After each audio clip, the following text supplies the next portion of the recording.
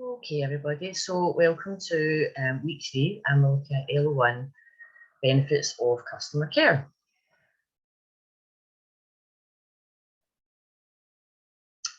So the first thing we're going to think about is what are the benefits of providing good customer care for. Our main focus is in 3 parts today. Okay, so we're looking at the company or the organisation, what are the benefits of good customer care for employees, and what are the benefits to customers themselves.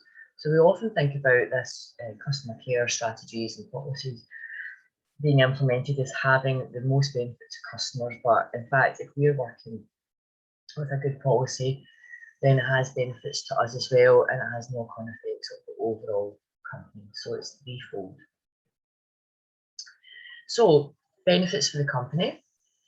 If we have a good customer care policy, it can result in obviously customers are satisfied, then they'll repeat purchase and they'll come back to us, and they'll enjoy their experience with us. And that has a knock-on effect at company level in terms of sales and profit. What can also be a knock-on effect is that we gain customer loyalty, and we build a relationship, or what is known as that sort of goodwill aspect being generated, which in turn enhances our reputation. And what all that means is that we don't have to spend as much as we probably would in promoting our business through marketing, because what we have then is an excellent word of mouth reputation or recommendations and those kind of things, which we talked a lot about last week. It also allows us to stay ahead of the competition. It promotes good internal and external relationships, so we're creating a kind of culture of it, which the name of this unit would suggest. And it also increases productivity, and it means that employees will stay with us and they won't leave as often. Okay, so if we've got happy employees, they're not going to look for new jobs, basically. So a reduction in employee turnover is something that we really want as well. Any company that's got a fast turnover of staff, whether that's a particular store or a bigger company or a branch, of a company, with a high turnover is never a good sign. Okay, and the managing directors or whatever will be talking to the manager of that particular branch if that's what was going on. Okay, so the benefits for staff is that what it means is basically the culture is grounded in training and development. We have job satisfaction, high morale, staff feel valued, targets more often than not will be met, and bonuses achieved if they're in place in the first place. Ultimately, it means less stress and job security. So it's not a one thing fixes all problems in an organisation, customer care, but it does help to enhance what is already good about it and make people feel valued. And then for customers, it's kind of obvious, isn't it, why customer care is beneficial. So ultimately, it means we have a pleasant experience when we visit that branch or have dealings with this particular company. We feel valued as a customer. Staff are helpful and interested, and there's a kind of mutual respect and recognition. And ultimately, customers feel that they're having their needs met. We talked last week about having our needs met and what that feels like, and it ain't really, is it? Okay. So 5 key factors have been identified as contributing to excellent customer service. They're not standalone. There are other things that contribute. These 5 have been identified as kind of important. So like we talked about last week, knowing your customers, who they are and what their needs are is really important. Good communication with customers, so ideally on a face-to-face level or over the phone. We all have experience of call centre, which can sometimes be excellent and can sometimes be not so good. Written communication is really important. Body language, listening skills, all that kind of thing. Staff can be trained to do that.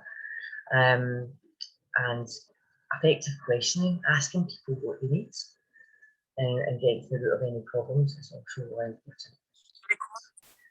Another factor that's been identified is having a good, solid induction. So when you're a new person and you go through any training about the business and how to operate and what you're doing basically as a starter is really, really important rather than just getting flung in. Because then the impact on customers will be someone who doesn't know what they're talking about, and they feel out of their depth, they feel stressed. So product knowledge and training is really important. Motivation of staff, getting people motivated to deliver service internally and externally is really important. And most importantly, having an effective complaints handling procedure. So I'm just going to pause the recording for a minute. And Hi Lisa, I joined the call 15 minutes later. Just to know I'm here. no problem. That's absolutely fine. I'll mark you on the register. I've not done it yet. Okie dokie.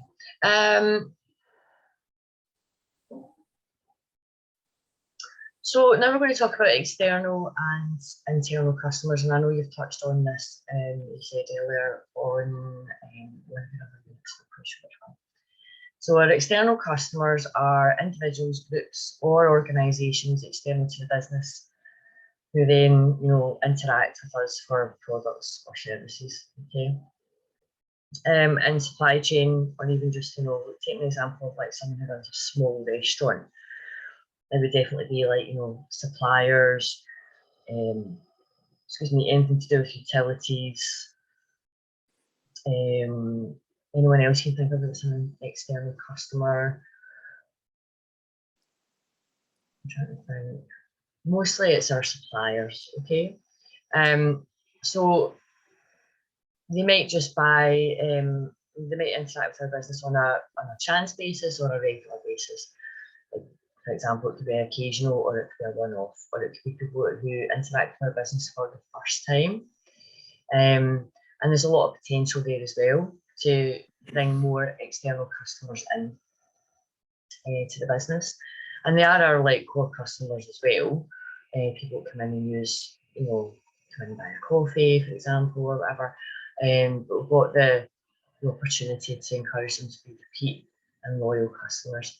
And when it comes to suppliers, it's really important to be a good customer for them, so that they want to, give you good service. Because if you're going to be, always complaining or like moaning at them, or you've got a bad relationship, they won't go the extra mile for you to try and get you what you need to run your business. So yeah, particularly in supply chain, external customers is crucial.